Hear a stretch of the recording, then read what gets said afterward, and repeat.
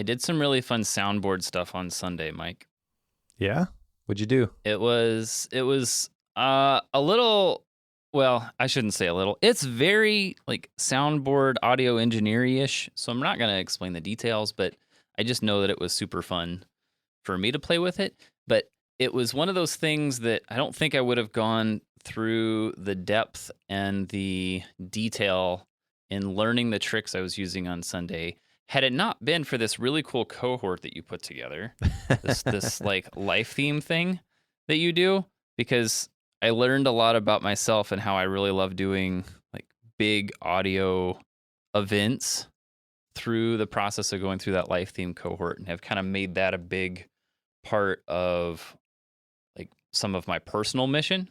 But that's stuff that I didn't really know and didn't really know that I wanted to focus on until I went through your cohort. And you have another one of these coming up soon that I think people should join. So I'm doing some of your promo for you because I love this thing. I absolutely love it. And I know that there's going to be a lot of this I'm not going to be able to join, but I'm definitely going to try to where I can. So yeah, tell us about this thing, because this is an amazing thing that I think people should join, hands down. Awesome. Well, thank you for the kind words, and we'll take you whatever sessions you can attend. There was somebody else who joined the first one and is coming back for the second one, but was disappointed they weren't going to be able to attend either, just a couple of sessions here or there. And I said, that is no problem. It's essentially a 6-week cohort is the best word. If you don't know what a cohort is, it's basically like a group coaching sort of a curriculum where you go through the material together. And the reason this is so great for the life theme stuff is we're talking about a life theme, which is like a personal mission statement. But when you share that, it's very vulnerable, but it's a very safe space and everyone is there for the same reason. So what ends up happening is you get people who are sharing things that feel very personal to them. And then when they get positive feedback from the group, it is kind of on one level verification, but also it is very inspiring. Like you hear other people sharing their life themes and the things that resonate with them, and it inspires new ideas and vision basically for yourself. And I love this because you get done, you have your life theme, which is a one sentence personal mission statement that brings motivation and clarity to everything that you do. So it's not the type of thing where you may be going into it thinking like, I'm going to get clarity and then I'm going to realize that my job sucks and I need to quit it and go do something else. I mean, I guess maybe that could happen.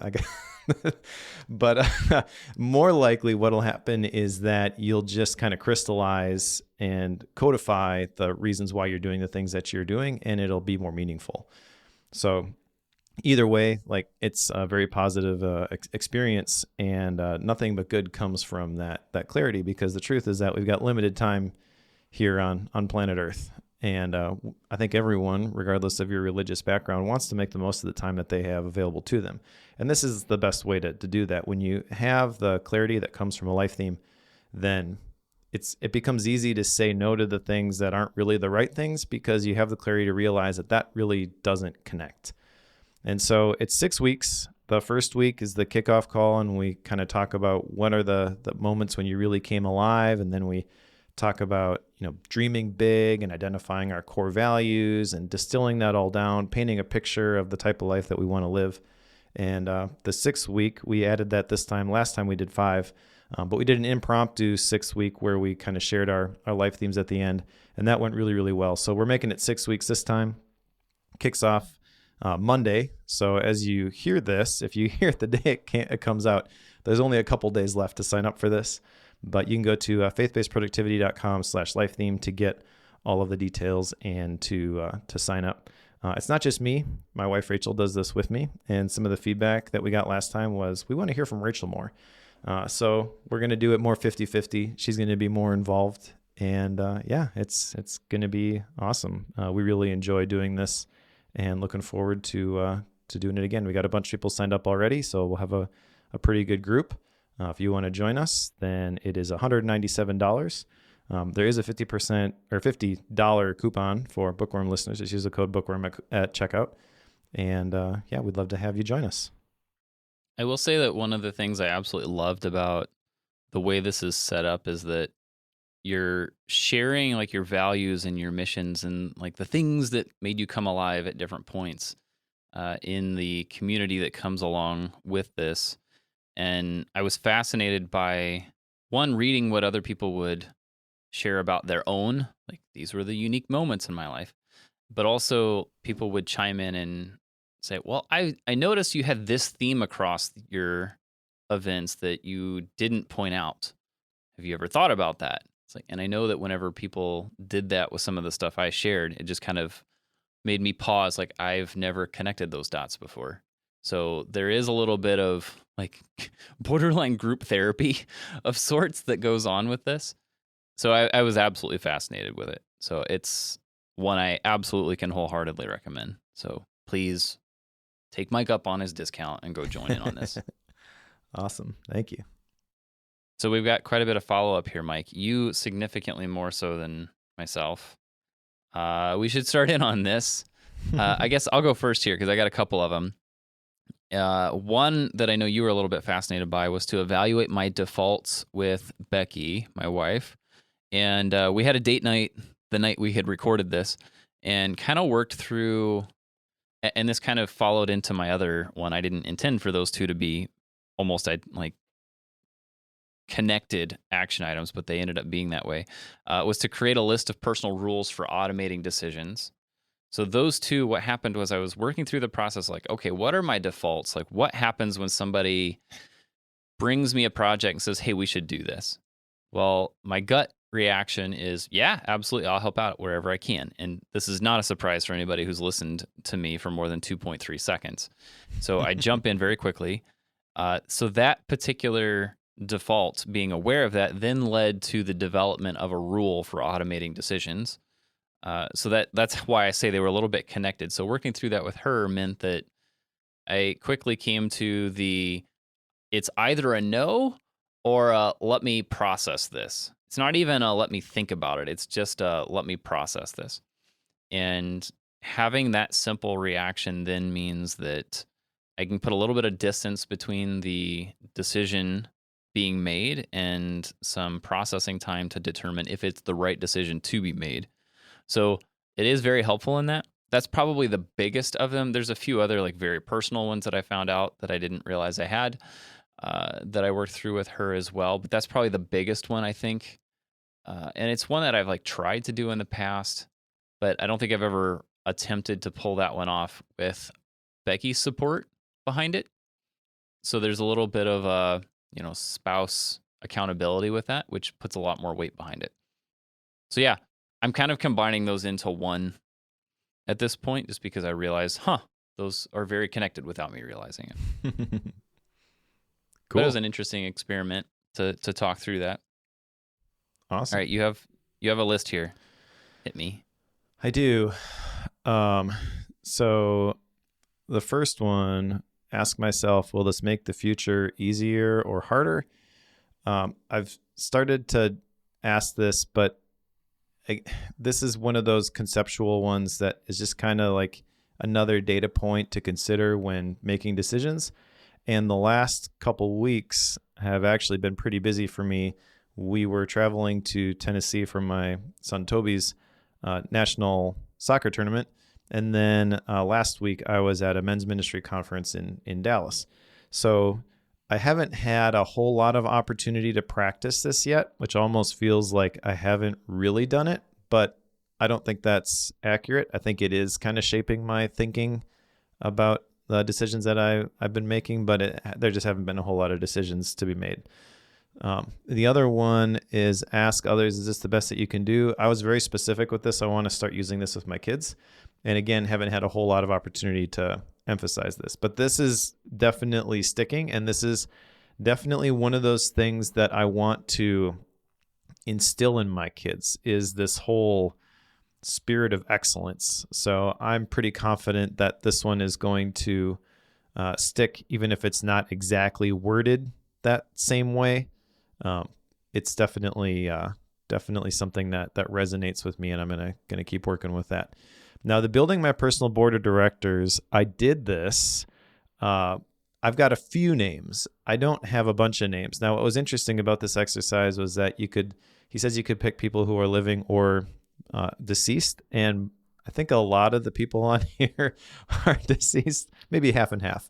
And I did not add these people with the specific like director of habits for James Clear, whatever, because that's kind of what I was thinking I was going to do before we read today's book. And there's a whole section in here about boards, and it felt, I don't know, my picture of what a board was and the titles that go along with it kind of changed, I feel like. So I grabbed a list of 6 people, which I think I'll add to this over time, but these are the 6 that really stuck with me. And I didn't say this is why, like the reason I'm putting this person here.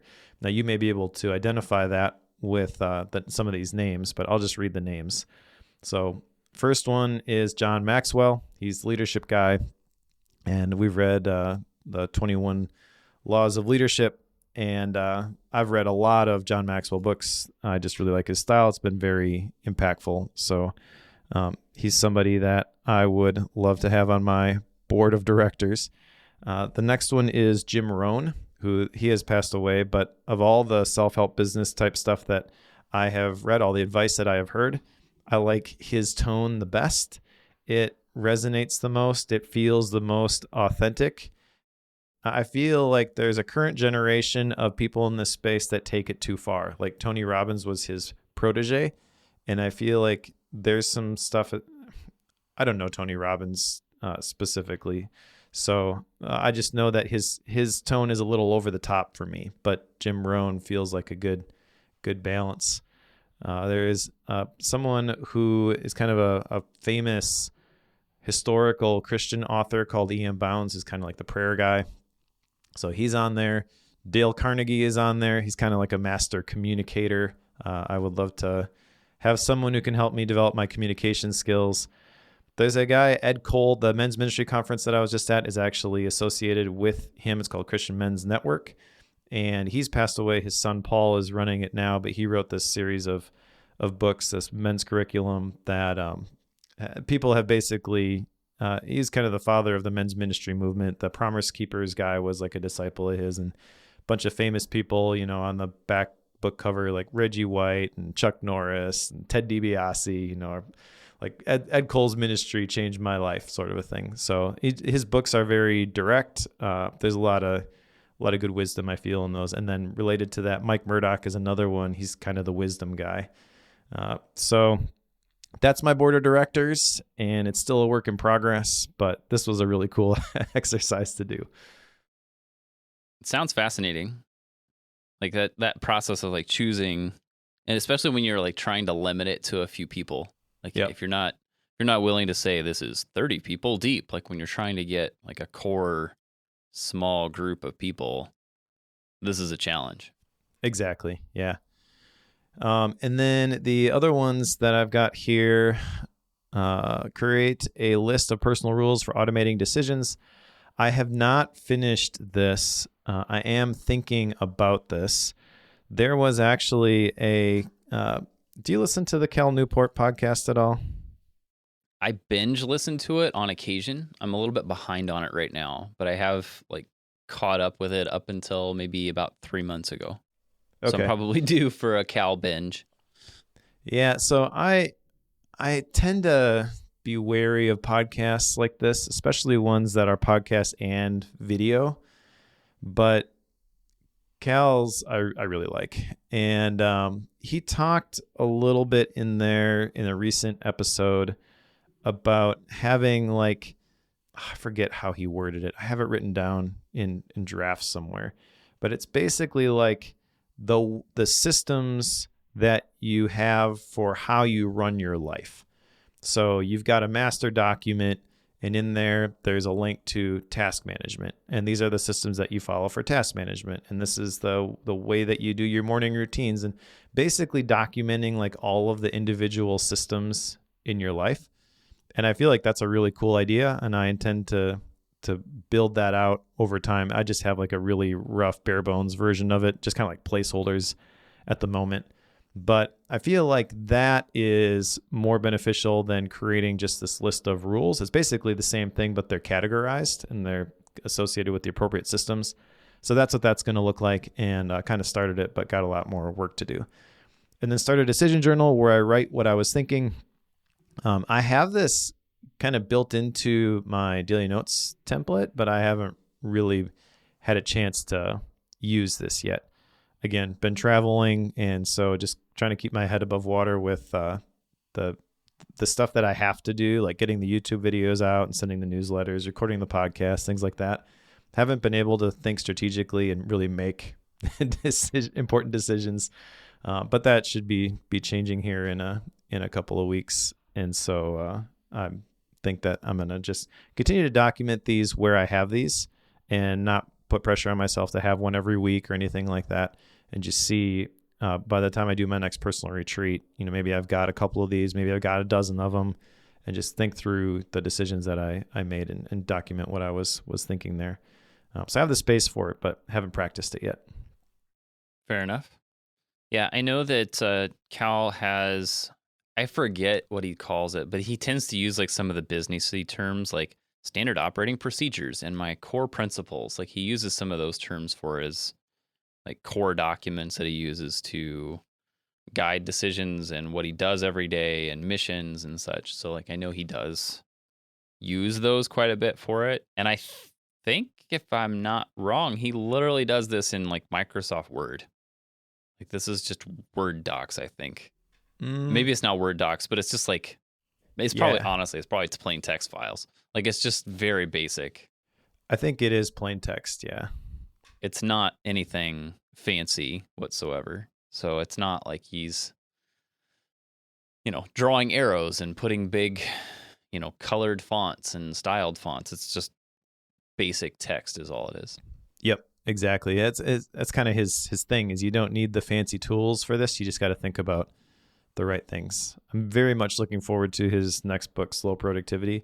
I feel like that's going to be perfect for Bookworm. I've got it pre-ordered. Yep. I think it comes out in March or something. But okay, yeah, I knew that it was like almost done. Maybe it is done now, but it's pending, very close. Oh, one other thing that is pretty cool that happened. I'm not sure if you're on Twitter or X much these days, but Shane Parrish listened to the last episode. Really? Yeah, he good job, replied, and he made a comment about the aligning the charts. He addressed the two comments that we made.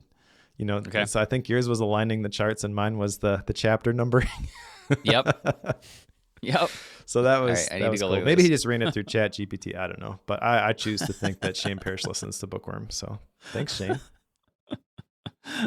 That's really cool. All right, well, let's jump into today's book because I feel like there's a lot to cover here, and hopefully we can cover it concisely. But today's book is Build by Tony Fadell, and the subtitle on this, An Unorthodox Guide to Making Things Worth Making. And on the onset, I picked this primarily because I knew that like you're in the middle of building like your own business. I'm in the middle of like building some of my own mission of sorts.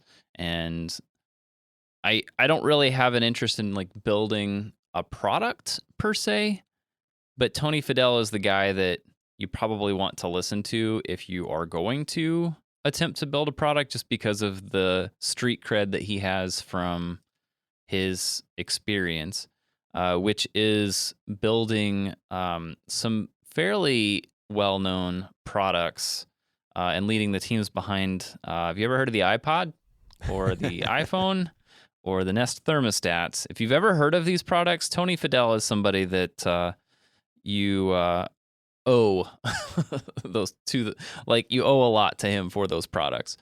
And so hearing his story here, which there's a lot of in this book, and seeing what his process was like for making those come about and what he learned in the process is super interesting. I think I got a lot more detail into that process in this book than I was expecting, but I think that's okay.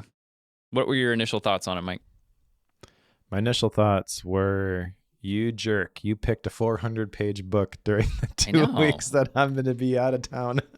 I did not know this. And No. I see and you were listening to me pick a book before we started recording. It's like, it is not like length of book is not something I look at whenever I'm choosing these books. But Yeah, that's yes, okay. first choice back after coming back to the podcast, and I throw this 400-page monster at Mike when he's going to be gone.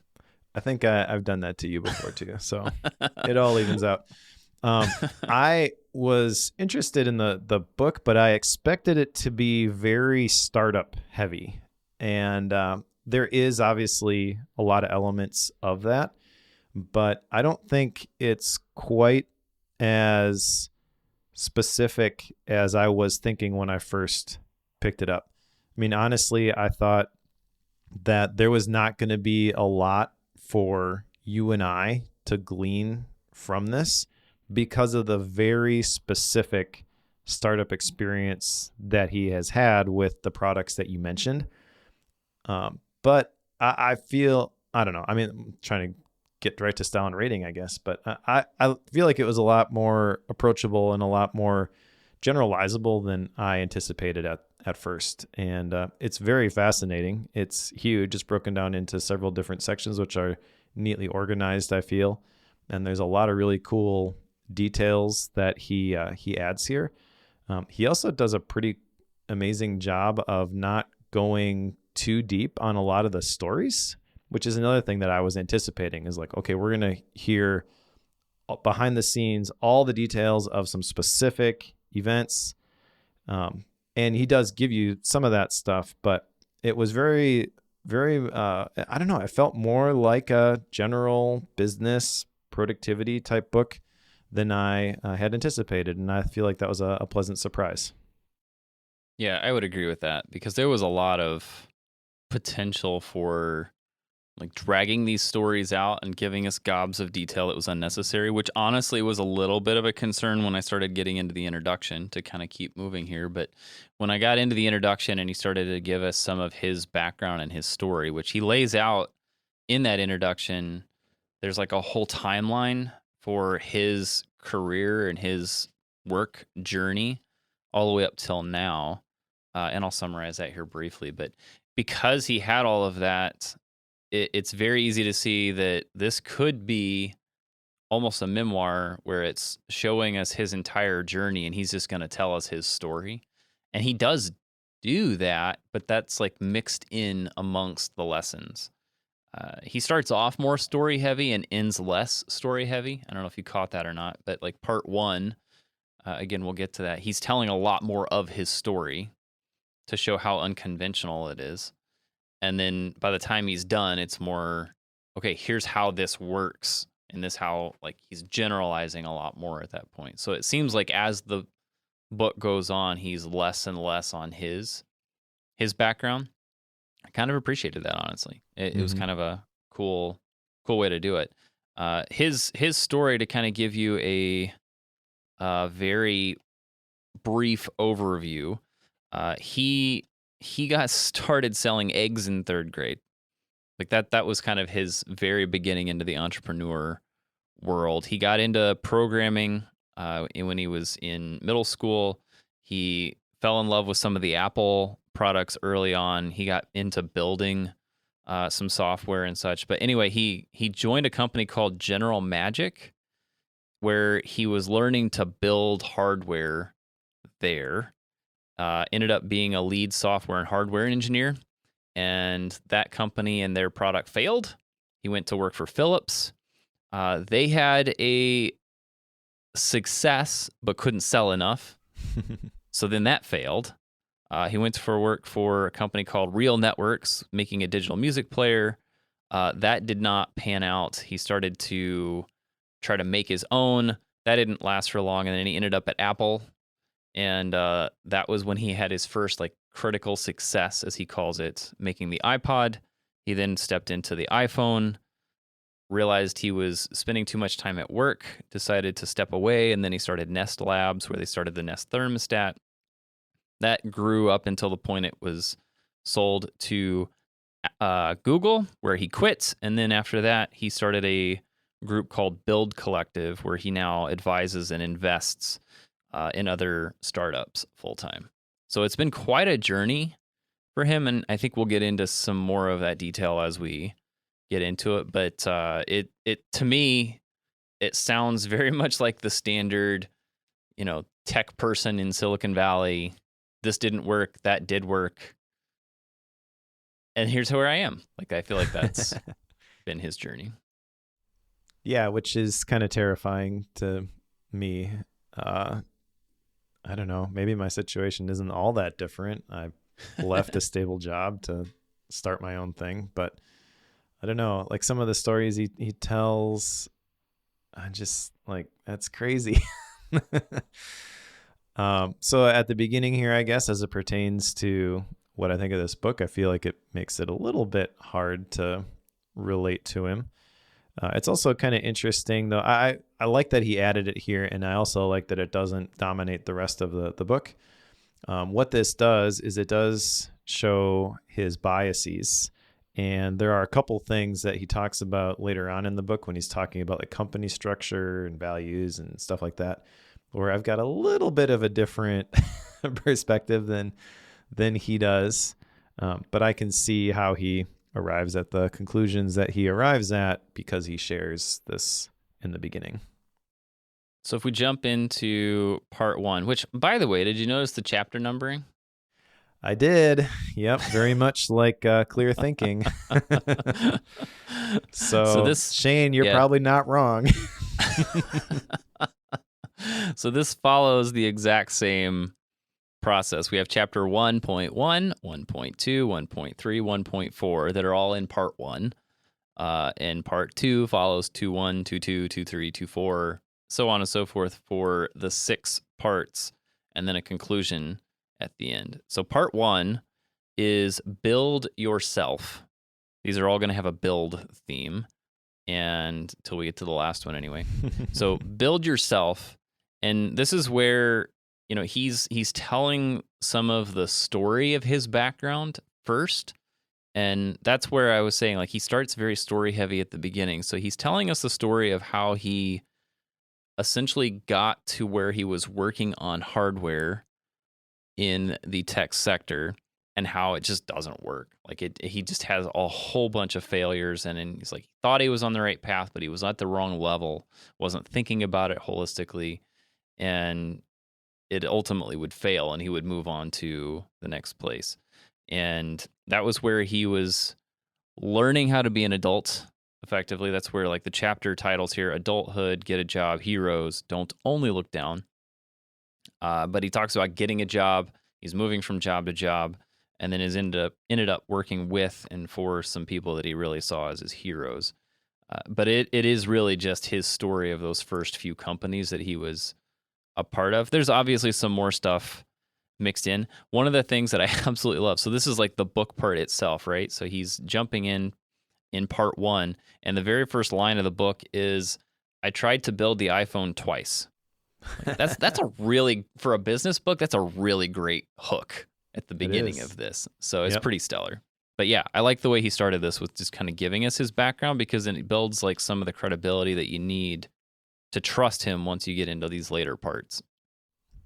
Yeah, and this is kind of where already my assumptions about this book are being challenged. Like the heroes part specifically, I really like that section.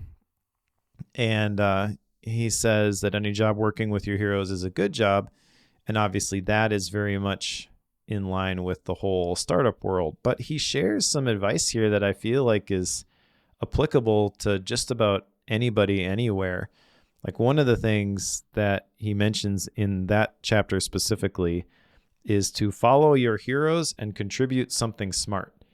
And he didn't specifically say it this way, but if he were to have like written a prescription for how Mike Schmitz should apply this, it would be follow people that you look up to on social media and then join the conversation and add value where appropriate. And that'll open up opportunities to work with them, which has basically been my life story. So I could definitely see how that could be applied to my situation. And it's one of those things that isn't blatantly obvious. I feel like we're getting into some of the deep stuff here, and it's only the first section. And the whole like title for this section of Build Yourself, obviously that kind of resonates. We're very much invested in personal development, self-development, whatever, just like taking responsibility for your situation and not just hoping that someday at some point the skies are going to open and you're going to find yourself in a good situation. You got to develop your skills. You got to have an eye towards excellence. You got to have resilience to stick with it when other people are going to quit. And so that's kind of what he's talking about here, but it's a different perspective than pretty much every other book in this space that we have read so far, and I liked it. Yeah, I like this whole section around basically learning how to be an employee of sorts, because he ends this with, so the last chapter of it is don't only look down. And what he means by that is just, it's very easy when you're heads down on a project to just focus on your one little piece that you're a part of, instead of like looking up to see how your work fits into the broader picture that your company or your team is working on. That's what he's getting at here. And that's a very big lesson, I know, for a lot of people, including myself, where it's easy to get focused on your thing. But if your thing doesn't fit the broader narrative of what the company is trying to do, that project, whatever you're working on, is likely to be cut. I love the story. They were talking about like this dancing lemon GIF that they had spent a lot of time working on for their product, and he mentioned it to, or he was in a conversation with an upper management person. I forget the details around this one, but she effectively said, "Yeah, that's really cool, but what are we going to sell? Like, that's cool. It's a fun little toy, but people aren't going to buy our expensive product for a dancing lemon. Like that doesn't make sense. Oh, how are we actually going to sell this?" I just made this connection. I think that dancing lemon is on the inside cover of the book. Do you have your book with you? Yes. Yeah, it is. Absolutely is. It's, let's see if I can get this to where you can see it. I know we don't have the video, but yes. Yeah. Absolutely. There it is. Dancing lemon. Do fail, learn is mixed in and amongst this dancing lemon. Yes. But I think that was like his big turning point, right? Where he realized, hey, it's a lot of work to like, and a lot of technical difficulties behind making this GIF work, at least at the time. I forget the exact time period, maybe the 80s, where he was trying to get this to work. So the technology just wasn't there for this type of thing. So they were making it, which is awesome. Like, it's groundbreaking, right? But you're not going to sell products with this fancy little, doohickey that doesn't really accomplish or solve a problem. And that's what this upper management person was trying to get across. Like, that's really cool, but we had to sell a product. Like, marketing and sales is going to really struggle with this fun thing that you guys spent how many weeks trying to make when you could have been solving these other problems that we're still under the gun on. And that type of misdirection, if you will, for where they were spending their time and their energy is a big part of why that group did not succeed. They were focused on the wrong things. Yep. Which, I mean, just in that one story, there's a whole bunch of lessons to be gleaned there. I'm not sure if these are obvious to other people or just that's where I went because of all the business books that I've read. But I immediately was thinking about the different teams and organizations that I've worked with over the years where they've done the exact same thing. They've found something to do, but it wasn't the most important thing for the business. And that was literally my job as an integrator, was to kind of get people to focus on the most important thing for the business. Give everybody a number, and like, that's what you are tracking. That's what you are building against. And so it was really obvious to me, like, that conversation obviously never happened at that point anyways with the team that he was a part of. And I don't know, I just really like those stories, those examples. Not that I'm like looking at it and, oh, look at all the mistakes that they made, but I just feel like those stories make the principles that I like to read about in these business books feel more human and more real. When you hear about other ways that people are encountering this stuff and the challenges that they're facing, it makes you feel better about going through it yourself, I guess. Because it's like, oh, I'm not alone. Other people are dealing with the same thing. I think that particular turning point, like when he had that revelation, that's like the perfect, like, and again, he's really good with segues on this too.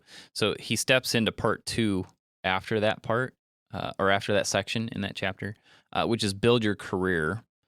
And I had a little bit of trouble at first connecting his chapters to why he's talking about building your career, because he's talking about things like management and when to quit, dealing with difficult people, using data versus opinion. Like, these are all the things that he's referring to in this part. And although, like, on the backside, it totally makes sense, because those are all like the soft skills of sorts that come alongside your career building process, as opposed to like, how do you actually manage promotions and how do you get to the right level of the organization that you want to be in, which is where my brain went when he said build your career. In my head, I was thinking like, okay, how did he level up to where he needed to be? But that wasn't it at all. Really, it was, he was building himself in the first part. He learned that his little tiny area was just one piece of a bigger puzzle, and you needed to step back and see the whole puzzle in order to understand the scheme of what you're working on. And that fascinated him. So then he just started to try to learn those other skills and understand how the engineering side fit into the broader company. So he started to increase his skill set through these other pieces. One thing that I think is interesting is one of these chapters is talking about management, and he makes the comment that management is there to help people succeed. And so much of what the stereotype is around management, and even some of the managers that I've worked with and had in the past, definitely have this view that it's their job to micromanage and not just success manage. And I really wish that was not the stereotype, because I feel like if people were to follow at least his advice here, the perception of what a manager does and who they are would be very, very different in the broader public's eye. Yeah, he says as a manager, it's your responsibility to make sure that people can become the best version of themselves. And I love that term, the best version of yourself. I've used that myself several times. Unfortunately, I feel that's not what most managers, that's not their motivation. No. So, yeah. But there is, I mean, that whole section on managing, there's some good stuff in there. I got a little bit depressed in that section, because what he's advocating for, I 100% agree with, but that's not most people's reality. I did love the data versus opinion section, though. Yeah. Because he talks about how when you're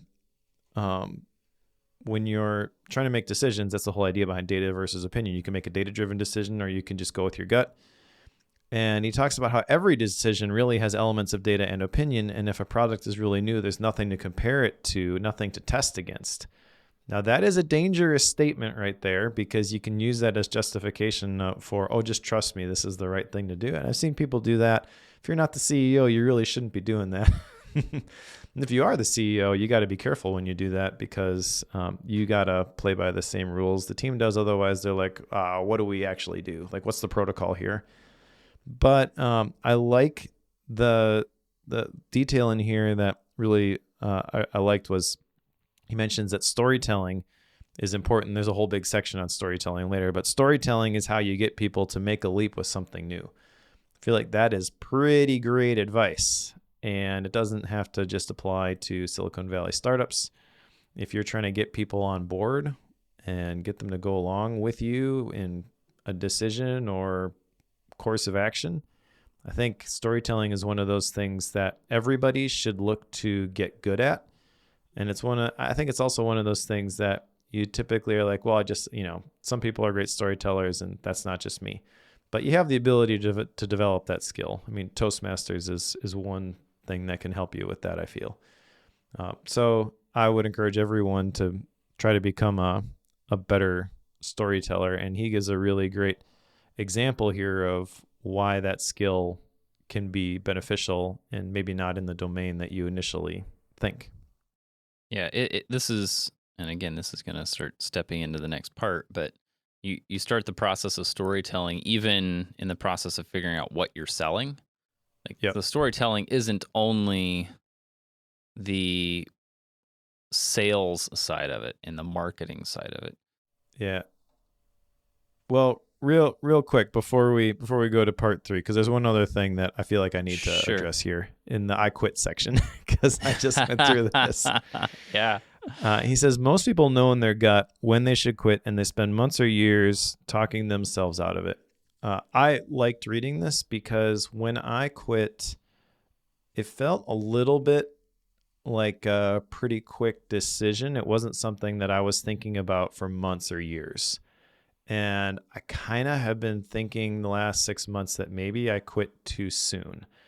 And I have rationalized that by, and I don't think I really did, but integrity and character are important to me. And I knew that if I followed the traditional advice, it would be build your side thing, on the side.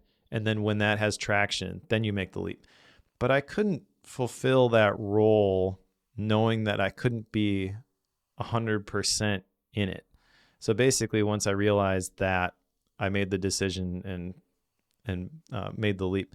But if I was following traditional advice, I feel like I would probably still be there, still building Obsidian University on the side and getting that thing as big as I can before I could just like take a step instead of making a leap. So when he's saying here, when you know that it's time to move on, you should move on. I felt validated a little bit. Sure.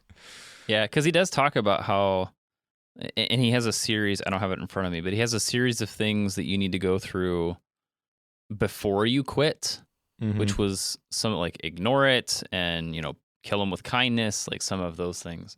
And he ends up like, once you've tried everything, that's the time to quit.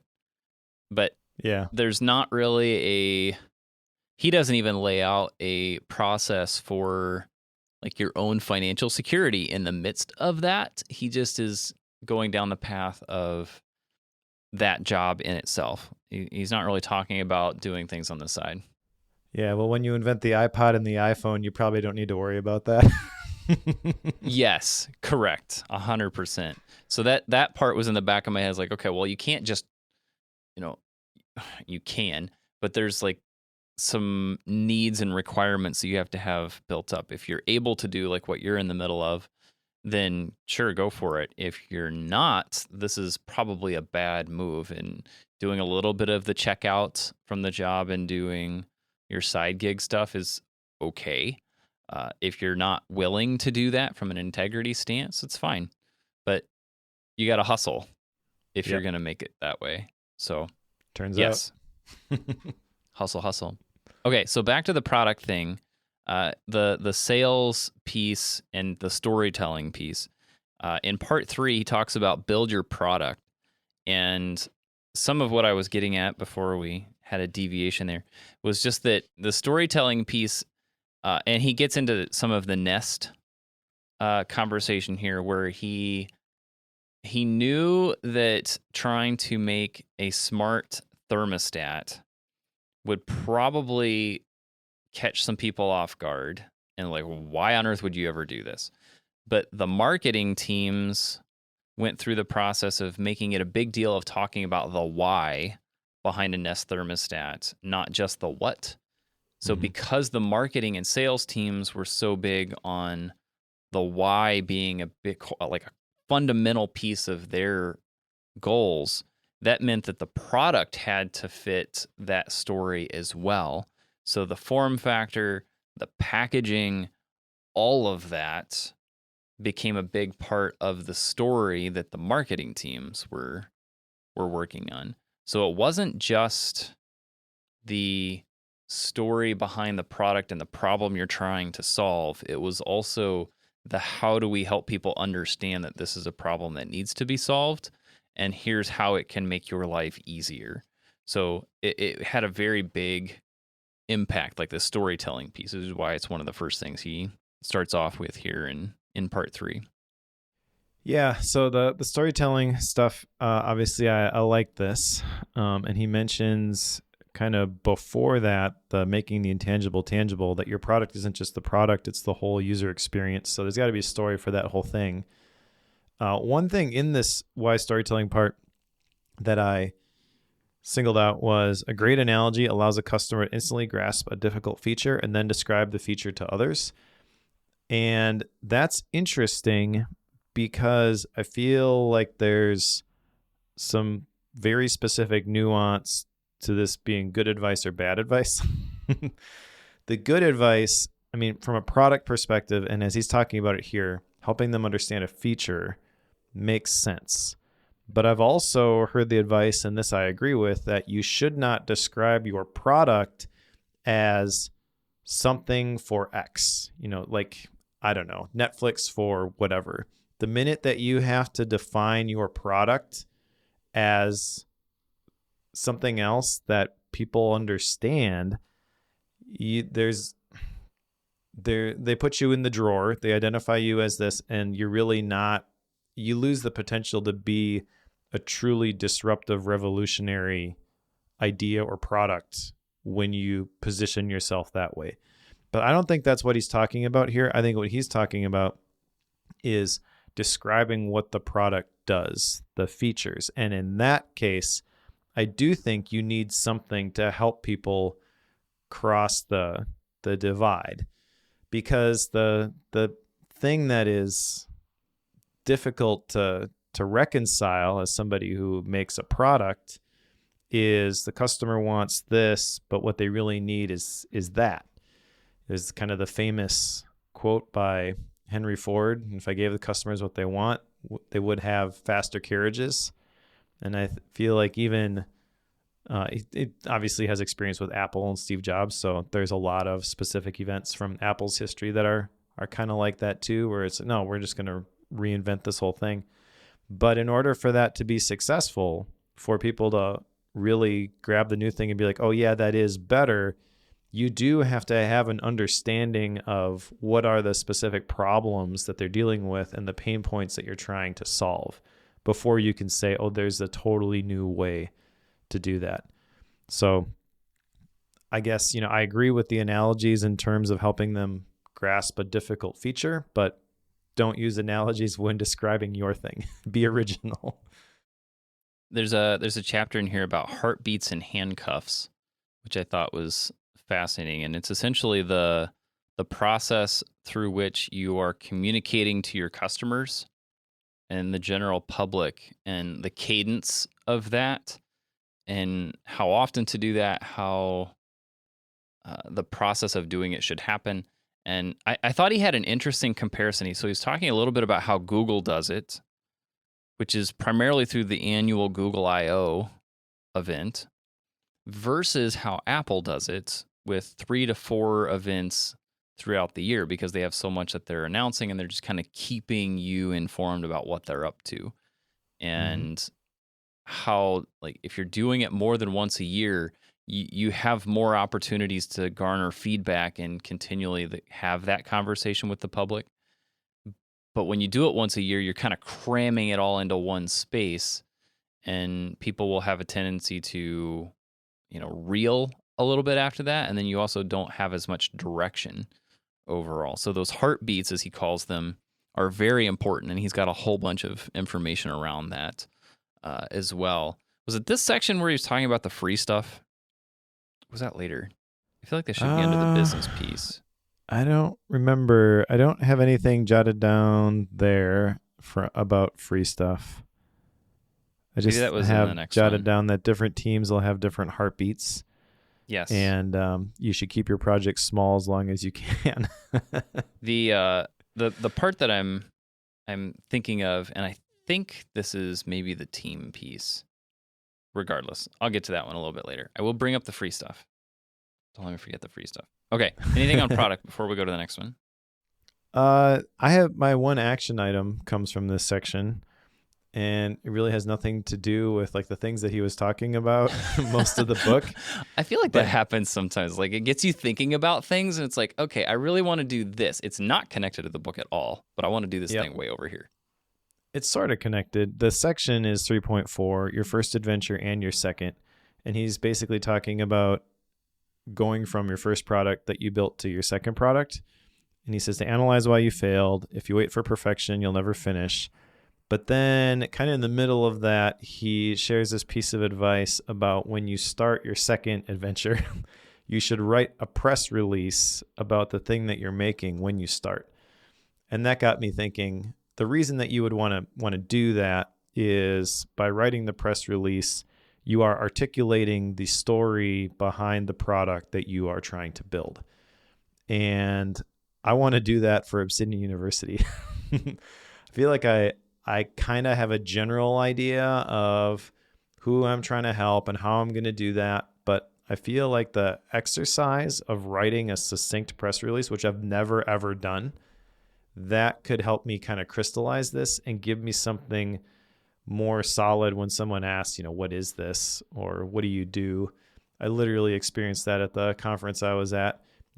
I was going into these different Christian businessmen meetings, and these are all guys that have these big businesses or multiple businesses, and well, what do you do? And it's hard for me to describe it, like content creator. Well, what does that mean? Someone who doesn't live in this space like you and I do. Right. I got podcasts, YouTube, video courses, stuff like that. And the way that people would compartmentalize me after that is like, oh, you do stuff with social media. And I'm like, no, that's not it at all. So I realized like I got to have something a little bit more tangible there. So not a content creator. That's the wrong term to use. I make videos and write online. Maybe you have to like spell out what it actually is. Yeah, but even that, like they hear write online and they think social media. And that is, not a correct characterization, but that's not their fault either. And I don't have to explain to these types of people all the time, but I realize that I should have something for that group.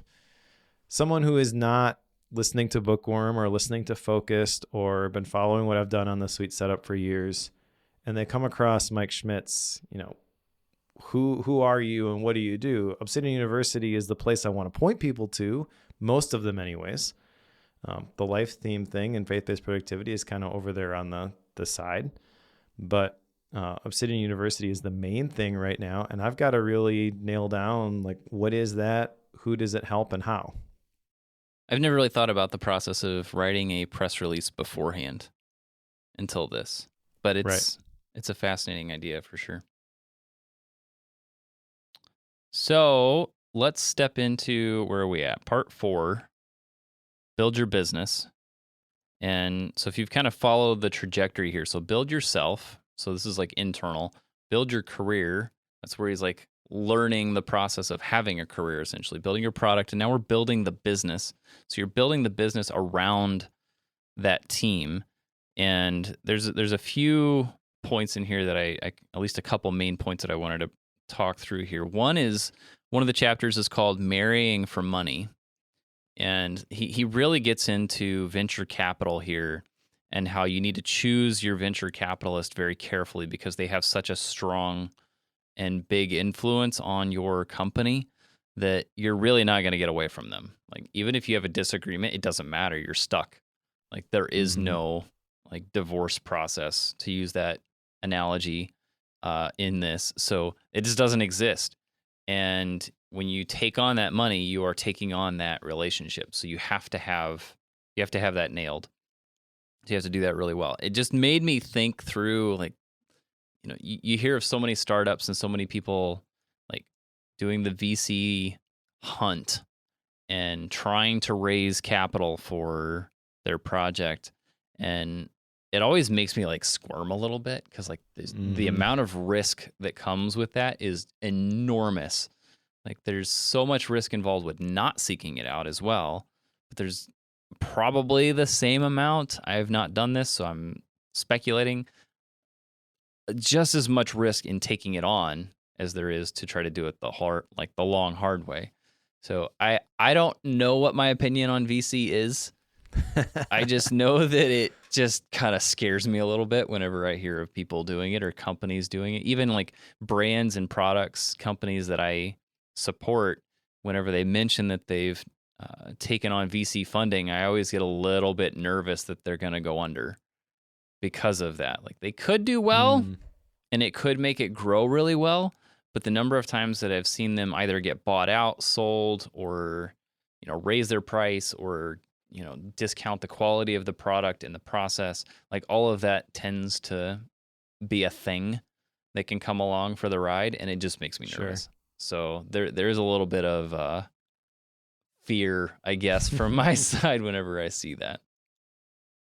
Well, it's not all bad. I don't have direct experience with it, but my brother is fairly involved in this space. He actually even started a meetup in this area called Digital Fertilizer, which was essentially where people who were making things could be connected with, I'll say, venture capitalists, but also like angel investors. Like, there's a lot of nuance there.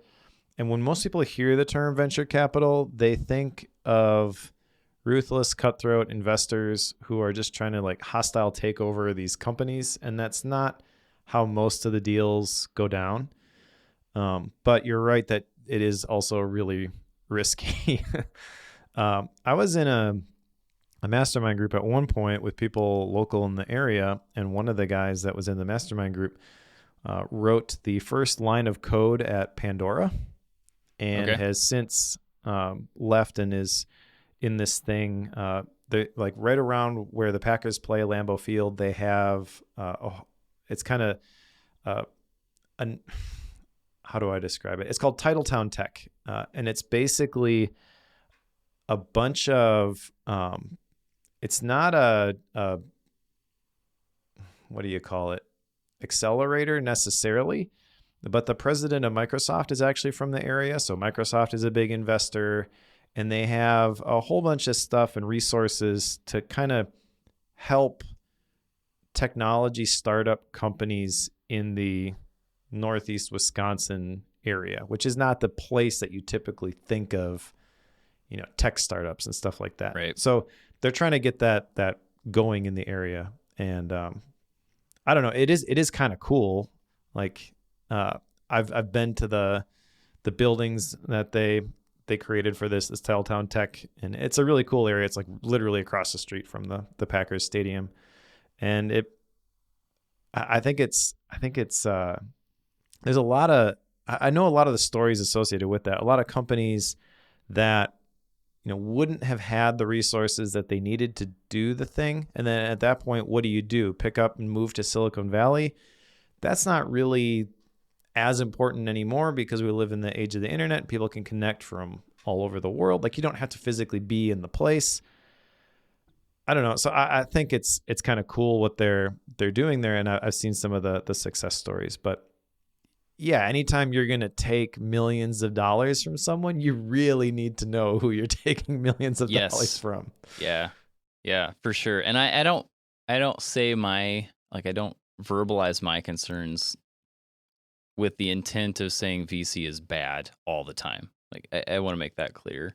It's just not I've just seen it go wrong enough times that it makes me hesitate, I think but that is very likely a heavily skewed perception as well, because that's the problem with some of the social media world is, like, you see things that happen a lot more, and the real world occurrence count of those things happening is usually not as high as it seems to be, because the number of times that VC funds are transferred and the company has success is very high, but you don't hear those stories super often. Like, so many times, like, those are just, it's behind the scenes. It's not even made public at all in many situations. So you don't even realize how often it's happening.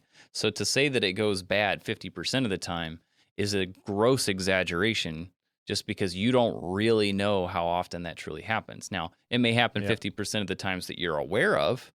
Like if you were to take the number of success stories that you hear about compared to the number of disastrous stories that you hear about, it might be 50%. But the real world it's probably, less, like it's down in single digit percentages would be my assumption. So Well, he mentioned that. that 80% of startups fail. So See, it's there you go. a lot.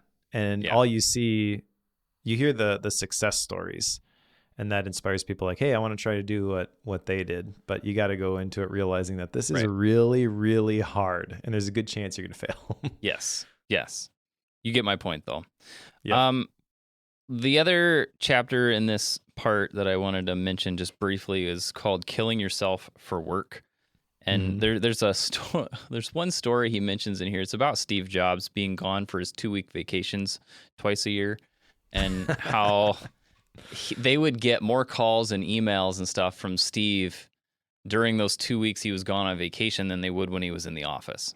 So they got more, like they didn't get stuff done when he was gone because he was communicating with them so much when he was quote unquote on vacation. And like that is not right, obviously. And it's not something he was recommending. I just thought it was fascinating. I didn't know that about Steve, but it does not surprise me one iota. It's like, yep, that would make sense. That's not just Steve Jobs. That's no. a lot of visionary CEOs, I feel. Even if they can control themselves enough not to phone into the office, they're going to come back and say, this is what we're doing now, and take it in a totally different direction. Yeah. And having been on those teams, it still feels like the rug's being yanked out from underneath you. Obviously, bigger companies, it takes longer to steer that ship, so you're not like changing directions at the drop of a hat. But yeah, that doesn't surprise me at all. And it kind of bugs me. Like he's not holding it up on a pedestal, but he's also kind of saying that this is how CEOs tend to think. They can't disconnect from the company, and I don't want to be that way. Yeah. So does that mean that I can't be a CEO? I can't run a company? I don't think so. I think that stigma is kind of being broken down little by little over time, but yeah, very firmly rooted in the hustle culture, etc. The one thing that I really liked from this section is the detail that Tony Fadell always took notes by hand in meetings. I mean, he's working at Apple, for crying out loud, all these technology companies, but he always took notes by hand.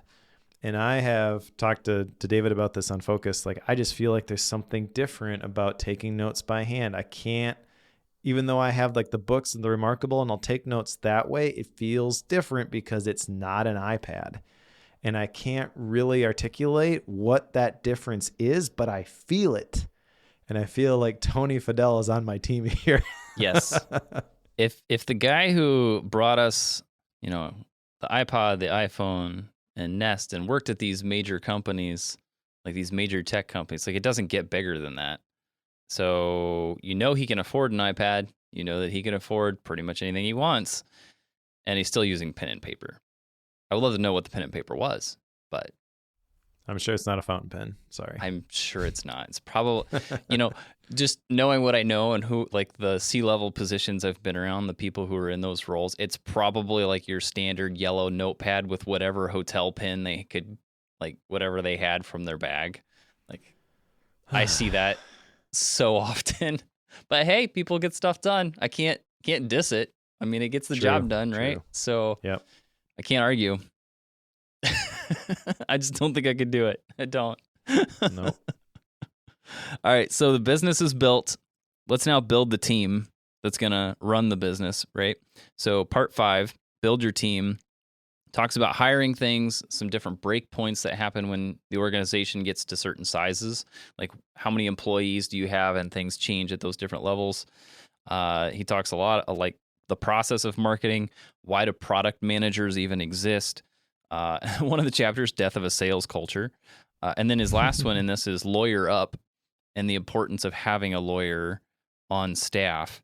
And this whole section, I feel like this is where you start to get to the point where many people can kind of follow you on, like, when I'm building my business, what does it need to look like?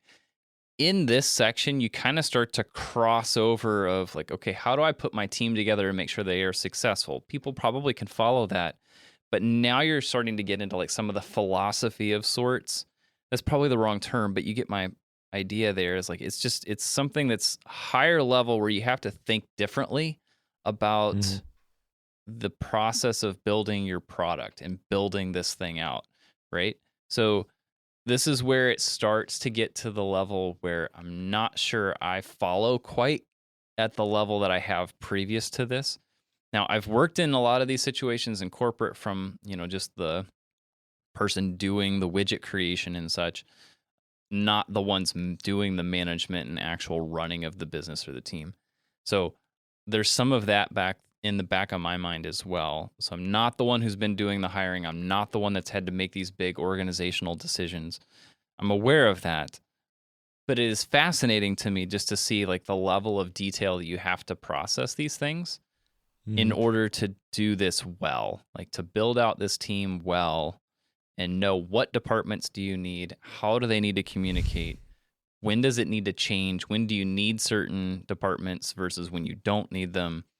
There's a whole lot here that could take a lot of people a lot of time to process. But I just know that this was a fascinating chapter that I don't know what to do with. Like in my world, like I don't really deal with any of this, but it is really cool to see how someone at Tony's level is thinking this through. He's kind of thinking it through. Fair enough. So there's, specific chapters in here that entire books have been written on, like a solid hiring process. And there are certain things in here that I think that it's good advice. But also this is kind of where I start to see his bias and his perspective and kind of like the one-sidedness of some of the stuff that he's talking about. And I guess just for like context here, when I say he's not really seeing the whole picture regarding like hiring specifically, I'll just call that one out because one of the things that I did at the previous job was I revamped the hiring process because historically the hiring process had not been very successful. And since then, I've actually helped other people during their hiring process. So I actually even have like a product for this with like the questions that you ask in the interview and like a whole process that you can follow, a whole Notion board built out. Like I understand this piece of it. And so there's bits and pieces here, little things like he says that everyone starts at 100% trust or why are you hiring them? I really like that. That's true. You can't hire someone you don't trust and then slowly over time, like give them the work that you originally hired them to do.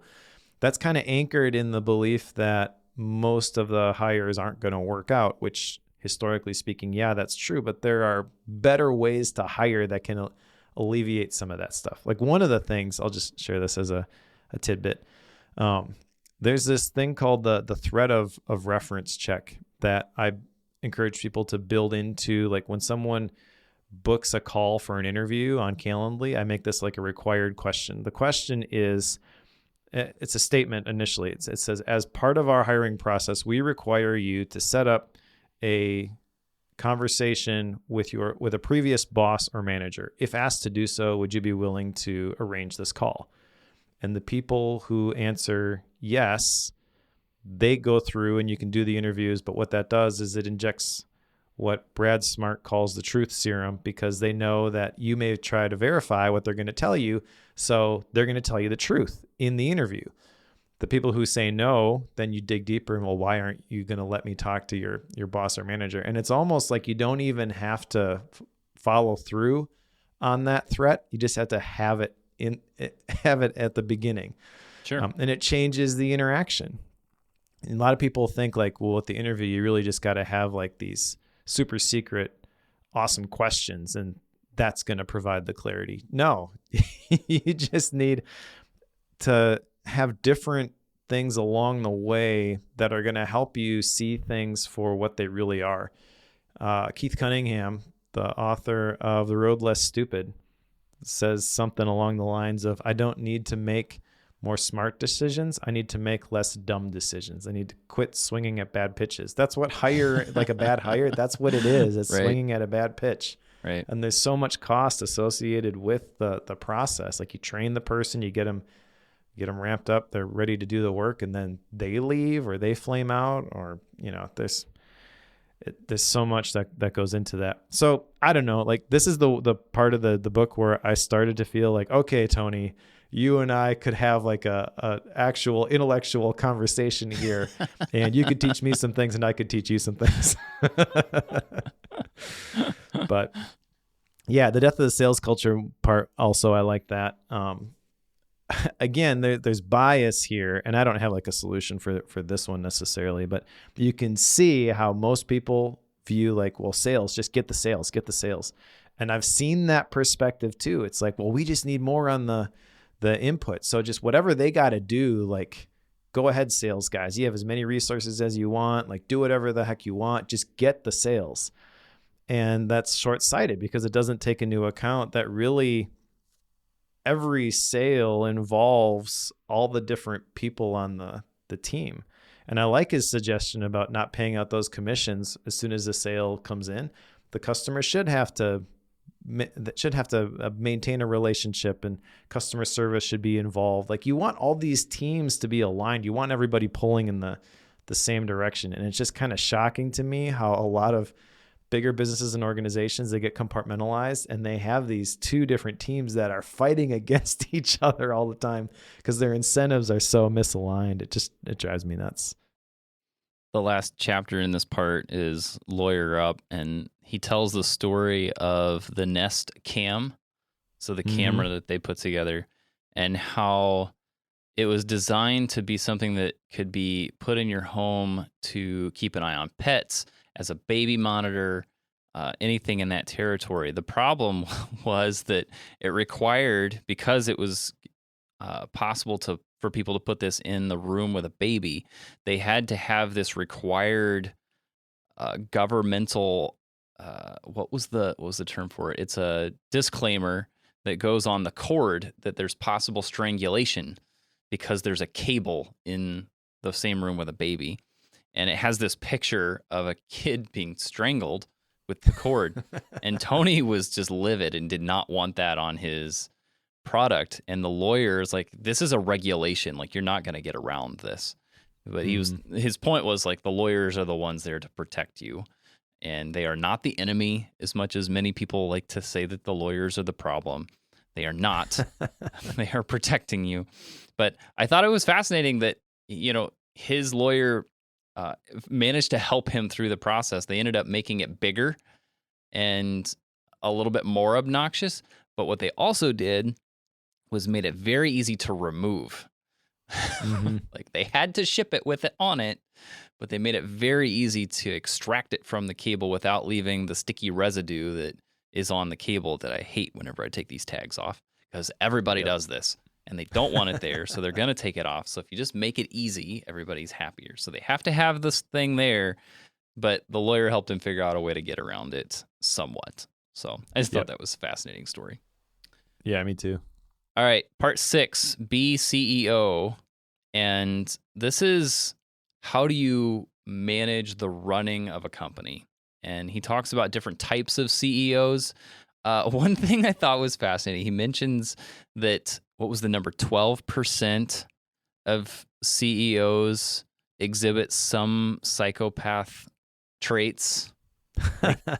I missed that statistic. I saw that number as, I want to say it was it was above 10%, I know. And I saw that, like, well, that's fascinating. So yes, CEOs. He talks about board of directors, different types of boards, like indifferent boards, dictatorial boards, inexperienced boards. So he does talk about different types of board of directors. I'm curious your thoughts on that one when we get there. But he also works through, like, how to buy other companies and how to be bought, because he has obviously worked through both of those situations. Uh, Mhm. he has a chapter called F Massages. I'll come back to that one because that's that free thing that I was talking about earlier. But then he also gets Okay. into the unbecoming of a CEO. But before I get into like the free thing that I have been like itching to talk about for some weird reason, tell me about the board because I know you have some thoughts on this board, and this particular chapter you said like changed your view on this from your action item that we were talking about in the follow-up section. Well, I guess I haven't been a part of many boards, so Yeah. I don't know exactly what they look like. Sure. But he mentions this chapter is kind of specific advice for as a CEO dealing with a board. And he gives some examples of the type of people that you would want on the board. The big thing is that you want people who are going to be mentors on the board. And then as a CEO, that there should only be good surprises in the board meetings. He had a story here about Steve Jobs and the way that he dealt with boards. And it sounds like as great as Steve Jobs was at the keynote presentations, he was probably even better in board meetings.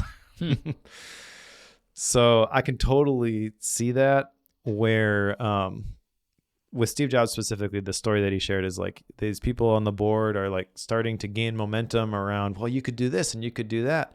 And Steve just like real calmly is like, those are great ideas, but we don't have time to talk about those today. So let's move on to the next thing. And I've been in those situations. It's like, okay, this is going off the rails. How do we bring this back? I cannot think of a better person for that than Steve Jobs. And if he's doing it nicely, like Tony Fadell is talking about, because he has to, these are the board of directors, like they can fire him if he's a complete jerk. Yeah, I don't know. I feel like it would have been cool to be a fly on that wall. But the other thing that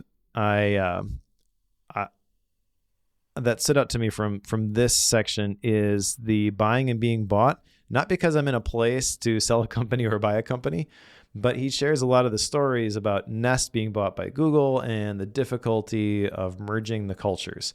And culture is a thing that I love. And I feel like this is one of the things that I am best at when it comes to my previous role as an integrator and like the family core values and the life theme stuff. Essentially, that is like culture building type stuff. And so when he's explaining how when he was at Apple, he had Steve Jobs in his back pocket whenever there was a team that wasn't giving him what they wanted. He'd call Steve and Steve would yell at the people and he would get what he wants. He even mentions that like he tried to quit Apple a couple of times and Steve got involved. He's like, no, you'll get the promotion. So now Steve's no longer there, different CEO. Google does things a different way, and it's just complete friction, and they're butting heads all the time. But I feel like the scenario that he's describing doesn't have to be the default. Like there are ways to do this, but the bigger issue is just identifying the culture at the company that you have. He doesn't really talk about like core values and how they live those out and things like that. I mean, he's going to talk a little bit about the F massages and the perks versus benefits, I'm sure.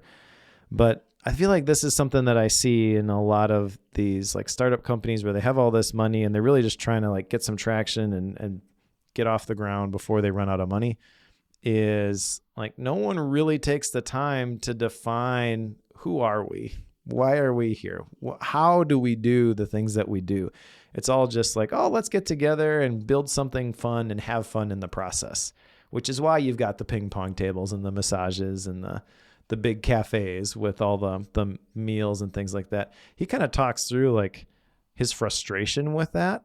And I kind of feel like, well, you shouldn't be surprised by that. If you never really codified it, then if you don't codify it, you can tell when something feels wrong, but you really have nothing to fall back on. I feel like if they had that stuff, and this is totally me projecting at this point, what do I know? But I feel like if he had that stuff codified the way that I would tell companies to codify it, that can very easily be brought into the acquisition discussion. Be like, this is who we are. This is the way that we do things. So these things that you do seem to be in conflict with this. How are we going to resolve it? And then you can avoid some of the missteps, like the tweeted message about how they respect people's privacy and screw ads, and Google's like the ads are the thing that pay for everything. So I feel like he's being vulnerable and he's sharing these cool stories, and he's not saying that I've got it all figured out. So I appreciate that. But I feel like some of those missteps that he's sharing, like those were avoidable if you really have taken the time to dial in some of the culture stuff. Yeah, and that mismatch of cultures, like the primary example of that is when Nest was bought and his Nest team was being incorporated into Google. But Google has, I think they still have, a lot of this view that you can get free products at Christmas and you get free snacks, and they have like this whole thing around you are to have snacks within 200 feet of your workstation at all times. Like you have to have Yep. freely available food within 200 feet at all times. And all of this free stuff and all of these free perks, like the massages and the ping pong tables and pool tables and you name it, it all creates an entitlement amongst the employees, and they end up focusing more on all the perks than they do on the job. And that gets to be part of the issue. Even like he mentions how Steve Jobs was very much against this, and how he would not, like he would give you discounts on Apple products, but he would never give them away for free. And the reason for that was because he didn't want his employees to devalue the exact item that they were working to build. He wanted them to hold it in high regard, so they didn't give it away for free. And that I can totally get behind that concept, because the number of times, like whenever something is given away for free, well, it is effectively going to become worthless because it's given away for free. So I get that, and I understand like the draw that people have towards companies like Google who give away all this stuff, and 20% of their time is for your own free projects and such. Because he even fought that one, Tony did, because his Nest team wanted to take that on. It's like, we can go work on these other things. We don't have to work on the Nest thing as much. He's like, but we're in a startup type phase. It's like, we're trying to get things cranked out. We can't deviate from our project. But they had that mismatch of the Nest employees were seeing the culture of Google and wanted some of that. Who wouldn't, right? I can't fault the employees for that. But because of that culture mismatch, it created a lot of tension that Tony had to deal with, which is a big part of why he ended up leaving.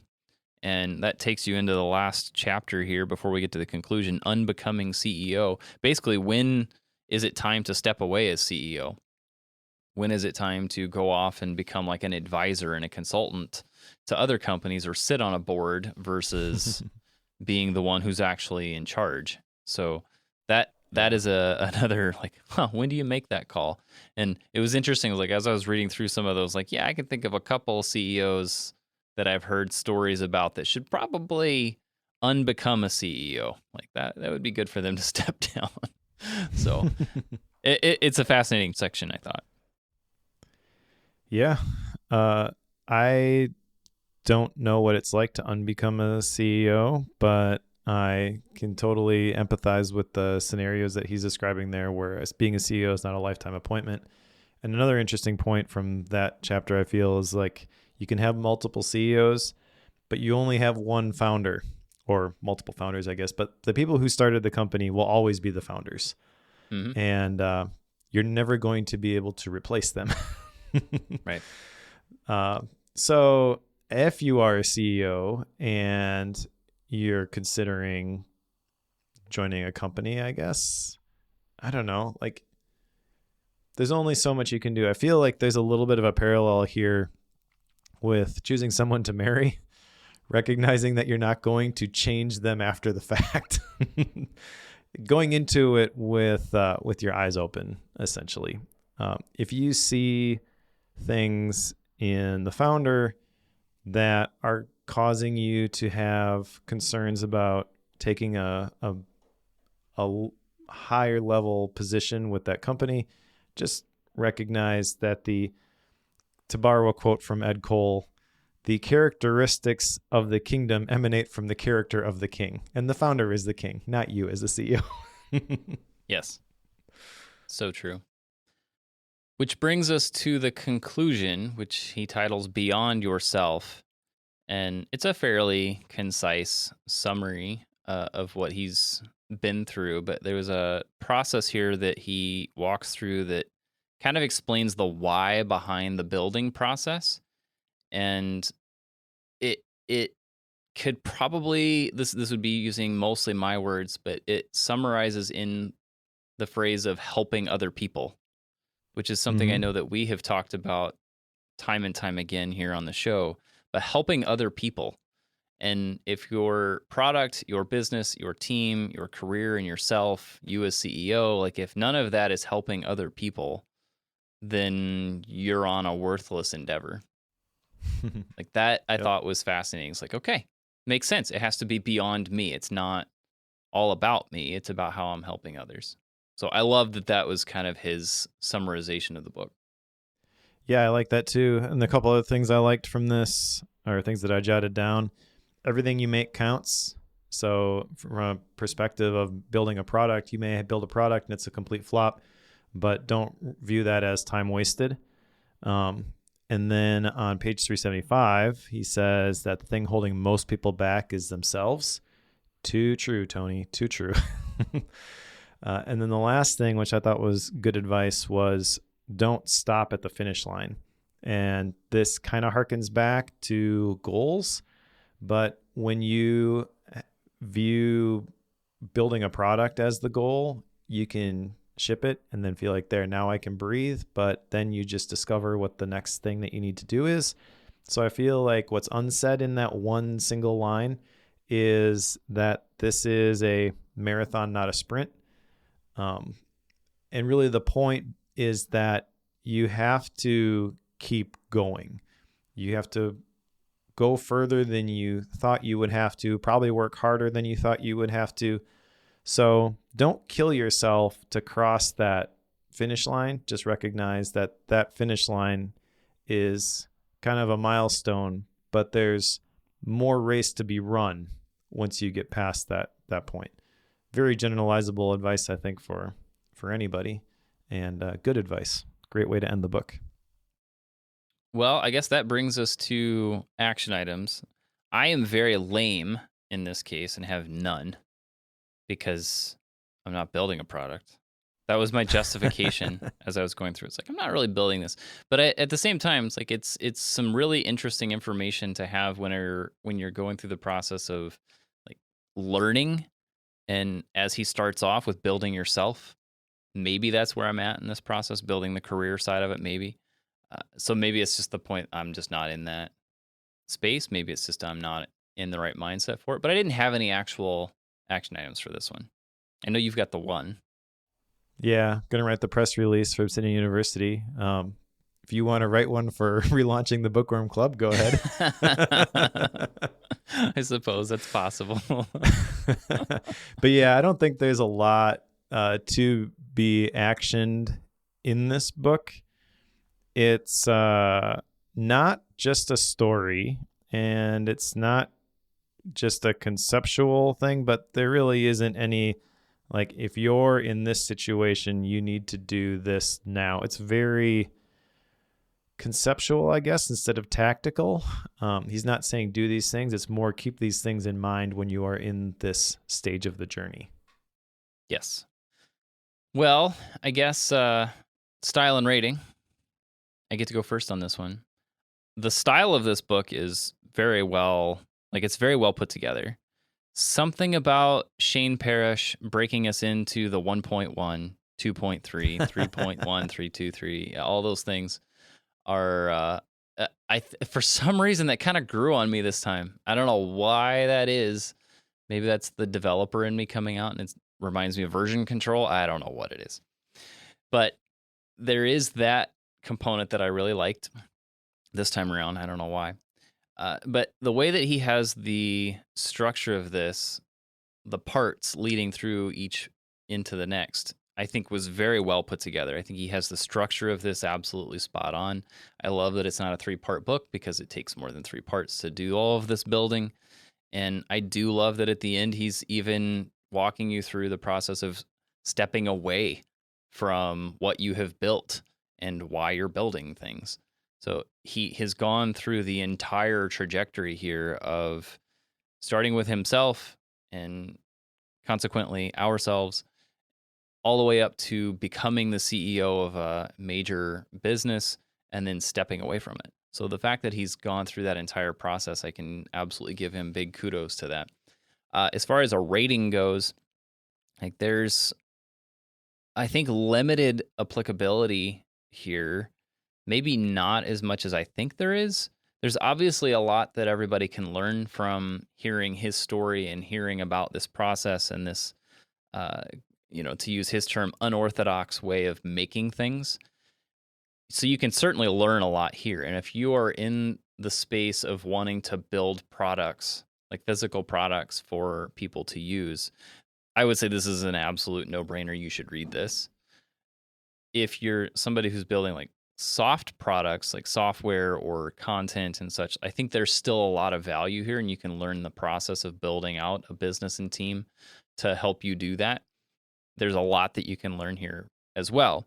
But if you're not somebody who wants to lead or run something like that, and I'm thinking of a couple friends who are like electricians. Like they don't want to run a business. They just want to work for another company and be an electrician. And they do very well doing that. Like they're not in the business of running another business. Like they don't want to do that. So I think there's probably limited scope in that perspective. At the same time, you could still glean some bits of value from it for sure. So for a rating, I think because of some of that limited audience that comes with it, I think I'm going to put it at 4.0. I love the book, but I just don't think it quite has the reach and has the applicability that I would love it to have. So because of that, I'm going to put it at 4.0. All right.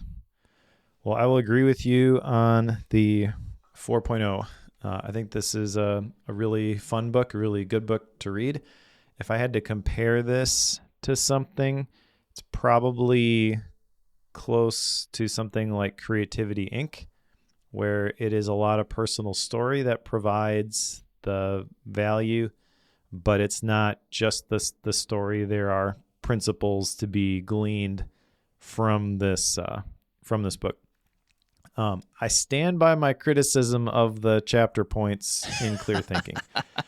This one, it does make more sense in this book, I would say. This book is, I don't have a word count for this versus Shane's, but Shane's read pretty fast. This one has got to be almost twice as long with the same number of parts. Yes. Yeah. And almost probably the same number of points. So, and he is a product engineer, so it makes total sense. Now, maybe Shane has a development background. I don't know. I just still think it felt a little bit weird in Clear Thinking, but we both rated it 5.0. It really had nothing to do with what we got out of the book. Right. For sure. It was funny, however, that the very next book also has these point chapters. For the record, I did not know it had that when I picked it. So there's that. Yeah. But yeah, I think this is a really good book. I think it's better than I thought it was going to be. I think if it would have taken the Creativity Inc. approach and just stuck to the story, it would have been harder to relate to, and I would not have enjoyed it as much. Tony really does a phenomenal job, I feel, with this format. And I don't know if he's writing this as like a guide for people who are involved with startups or not. I mean, it kind of sounds like that's his mission with the Build Creative, is like this is the world that he's in and he wants to give more than he takes, and that's great. I don't think he wrote it for people like you and me necessarily, but I do think that people who listen to Bookworm will probably get a lot out of it. I think it's a worthwhile read, and I feel like what you get from reading this is a very good picture of who Tony Fadell is. You understand his personality, but not in a way where, like, I think there's a temptation if you are going to write these types of books where you don't share your flaws.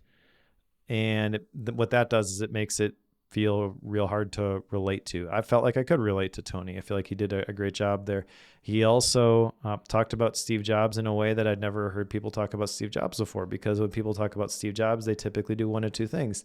Either he was an amazing visionary and this incredible CEO who saw more than anybody else did, and everyone else who just got in his way and he got mad, like tough, like you just didn't have the vision. Or people who are like, this guy was such a psychopathic jerk that no one should have ever worked with him. I feel like he does a great job being like, Steve was a really brilliant guy. But there were these couple times, when he did some things that maybe he shouldn't have done. But he's not like coming down on him either. Like, look at, that was absolutely wrong. And he's such a jerk. I feel like Tony's a really nice guy and he'd be willing to give you the benefit of the doubt most of the time. Until you push him too far, you ask him to do something that like, no, that's absolutely, I'm not going to do that. I mean, you can tell kind of by some of the language he uses that there are lines that he's going to draw certain places, but I don't know. I feel like whenever I have read books about the startup or computer industry, I feel like I usually walk away from those feeling like there's nobody in that world that I can relate to, and I don't belong there. I don't want to set foot there, but Tony's this book, I feel like some of the stories that he shares, like there are good people there. And obviously that if you think about it, but I don't know. I feel like this could very easily have been a very exclusive book, and it's not. I don't know how exactly he did that, but that makes me say, yeah, I would recommend this, and I will also give it 4 stars. Cool. All right. Time to put it on the shelf. What's next, Mike? Next is Hidden Potential by Adam Grant. We have read an Adam Grant book before, but I'm blanking on the name. Was it Think Again? Yeah, okay. And I really enjoyed that one. So I'm excited that he's got a new one coming out, and timing, it just came out. So I'm going to drag you through that one with me. Yeah, I had mine. Mine showed up on a day when it was raining, and Amazon was brilliant and put it underneath a downspout at my house. The box was completely soaked. The book was in terrible shape. So they replaced it, thankfully. But it's like, got a brand new book that was on pre-order, and it was destroyed before I even knew it was delivered. So great fun. Sad anyway, face. I have it now, but I got a new one, so it's in good shape. Following Hidden Potential, we're going to go through Who Not How. This is by Dan Sullivan and Benjamin Hardy. This was a recommendation on the Bookworm Club by Mark Levison. So thanks, Mark, for the recommendation. So if we don't like this one, Mark is the one we're going to go after. It's not going to be my fault. So I have a scapegoat. Thanks, Mark. Appreciate that. Right. How about Gap Books? I have none this time because, somebody decided to pick a 400-page book. I'm not sure who that was. Who does that? I don't know who does that, but they did do it. Well, I do. I started This Is Personal by Brennan Dunn before I picked up Build, and I'm about halfway through it. It's really good, so I intend to go back and finish that one. And I've got a big list of Gap books after that, so I definitely want to finish this one so I can grab one of those other Gap books. Cool. All right. Well, thanks everyone for listening. If you are reading along with us, pick up Hidden Potential by Adam Grant, and we'll talk to you in a couple of weeks.